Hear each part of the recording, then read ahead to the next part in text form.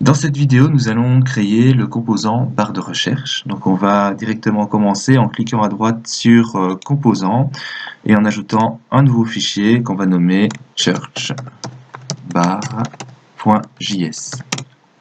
Alors dans ce composant, on va apporter React ainsi que les différents hooks qu'on aura besoin, donc c'est-à-dire useState et useRef. On apporte ça de React.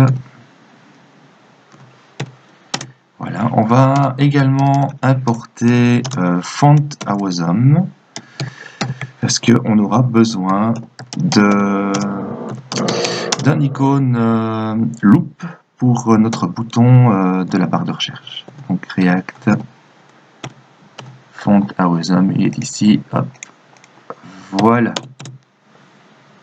Alors on va construire notre composant, donc on va le nommer church_bar.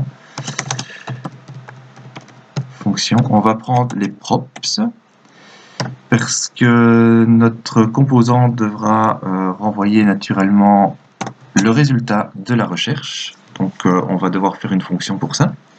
Alors dans ce composant, on aura juste besoin d'un input de type texte pour la saisie. On aura besoin également d'une liste déroulante pour sélectionner dans quelle catégorie on va effectuer la recherche. Donc ça peut être une recherche via l'ID, via le nom, via l'username, et ainsi de suite. Et alors on aura besoin d'un bouton. Comme on n'aura qu'un seul champ de saisie, on va mettre en place ici un champ contrôlé par React. On fera différemment pour le composant formulaire qu'on verra dans la prochaine vidéo.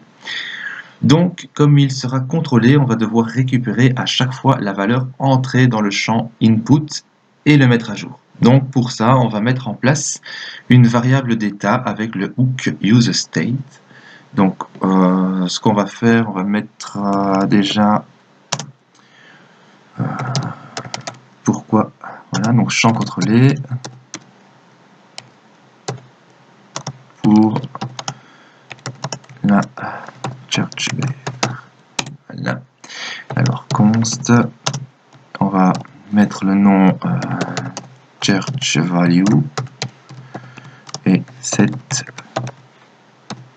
church value qu'on va initialiser useState à une chaîne de caractères vide pour le moment. Alors on aura besoin également d'une référence sur la liste déroulante pour pouvoir récupérer sa valeur. Donc on va faire groupe. Const group est égal à useRef qu'on va mettre useRef j'y arriverai, voilà, qu'on va mettre à nul pour l'instant. Ok, bah maintenant on va faire le rendu, donc le rendu de la church_bar.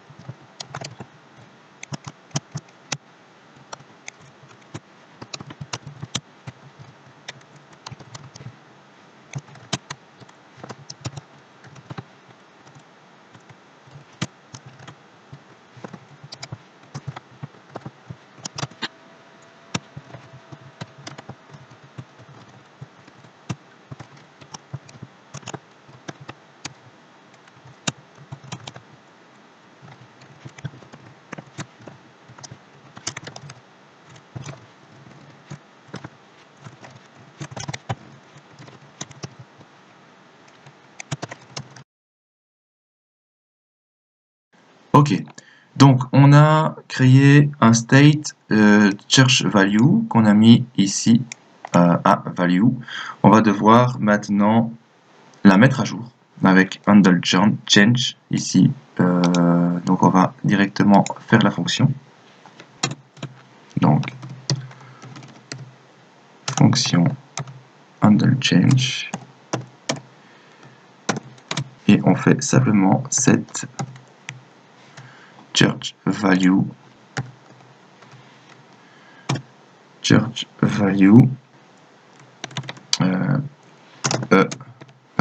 target value comme ceci.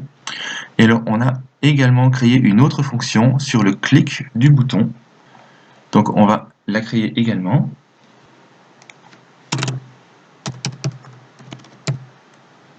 Alors c'est un submit.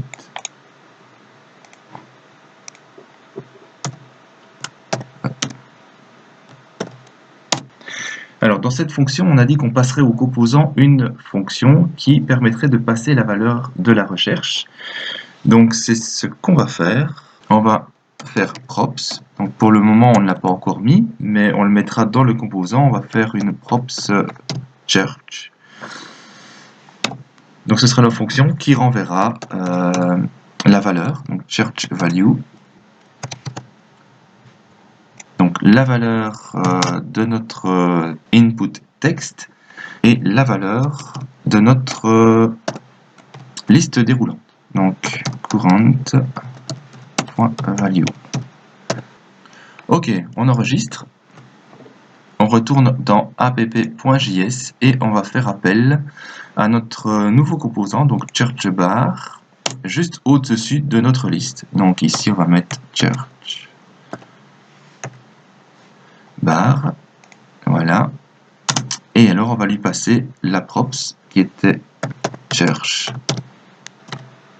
et on va créer une fonction ici du même nom, donc church, voilà. Ok, alors notre composant a bien été ajouté, ça c'est bien. On va juste leur créer la fonction.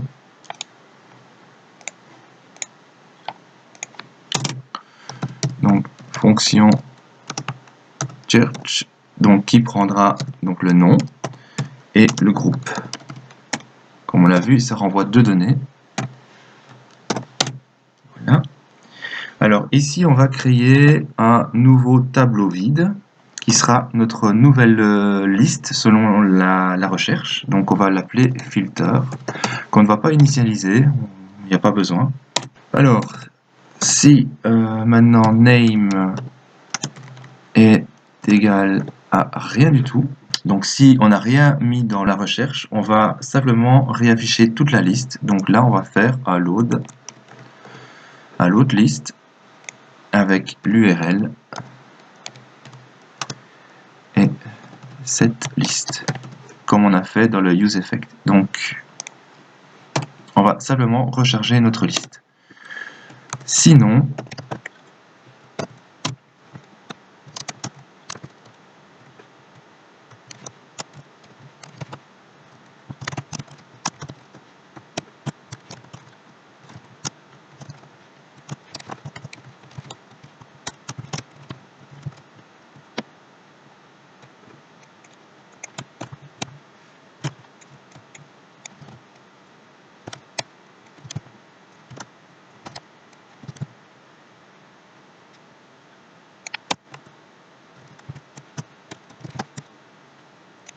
voilà, donc ici c'est simple, hein, donc si name, on n'a rien rentré, ben, on réaffiche la liste entièrement, donc on recherche la liste.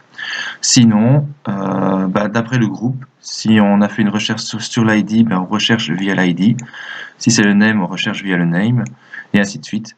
Et alors, donc tout se met dans le tableau filter, et alors cette liste se met à jour alors avec le filter, et donc là on réaffiche la liste avec le filtre donc de la recherche qu'on a effectuée. Voilà, on enregistre et on voit ce que ça donne.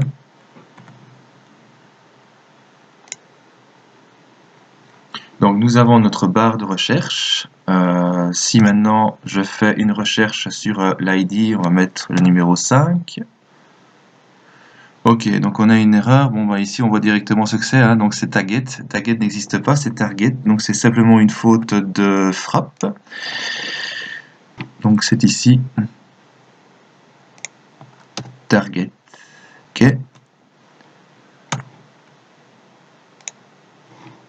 Donc je recommence. Donc maintenant je vais faire une recherche sur l'ID. Je vais mettre le numéro 5. Et j'ai bien numéro 5. Maintenant, si je ne mets rien du tout, j'ai de nouveau toute la liste. Je vais faire par exemple maintenant une recherche sur le username que je vais mettre Samantha. Et j'ai bien Samantha qui arrive. Donc tout fonctionne correctement. Donc je propose, comme pour le composant liste, d'ajouter un peu de CSS pour rendre tout ça un peu plus joli. Donc on va retourner dans notre projet et on va créer directement ici dans composant, donc new file, et on va mettre church bar.css.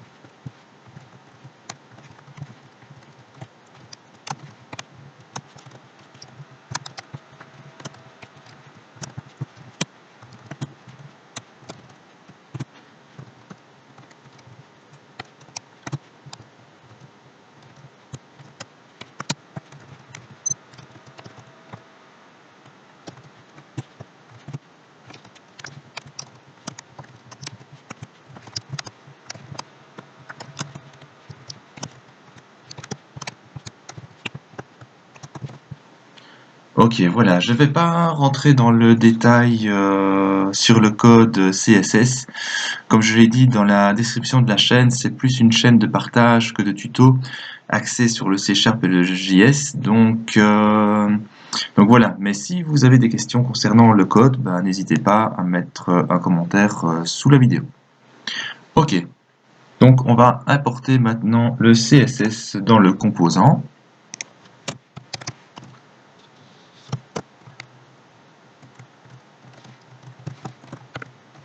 Ok. Alors, on va voir ce que ça donne. Et voilà le résultat. C'est quand même nettement plus beau.